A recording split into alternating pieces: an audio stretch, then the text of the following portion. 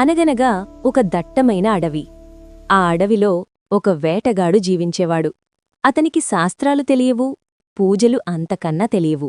ఆఖరికి ఆ పరమశివుడు ఎవరో కూడా అతనికి తెలియదు. కాని చరిత్రలో నిలిచిపోయేలా మొదటి శివరాత్రి జాగరణ చేసిన వ్యక్తి అతడే. ఒకరోజు సాయంత్రం వేటకోసం అడవిలోకి వెళ్లిన ఆ వేటగాడు చీకటి పడటంతో దారి తప్పిపోయాడు. చుట్టూ క్రూర మృగాల గర్జనలు.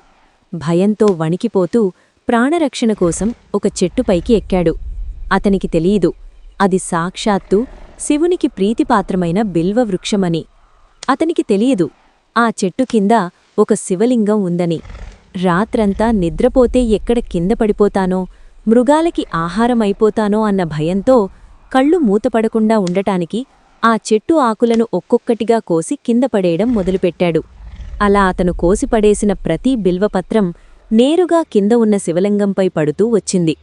ఆకలితో ఉన్నందున తెలియకుండానే ఉపవాసం జరిగింది. ప్రాణభయంతో శివుణ్ణి తలచుకుంటూ జాగరణ జరిగింది. తెలియక చేసిన ఆ భక్తిలో నిష్కల్మసం ఉంది. తెల్లవారగానే ఆ భోలాశంకరుడు ప్రత్యక్షమయ్యాడు. నిష్కల్మసమైన నీ సేవకు నేను మురిసిపోయాను అంటూ అతనికి మోక్షాన్ని ప్రసాదించాడు.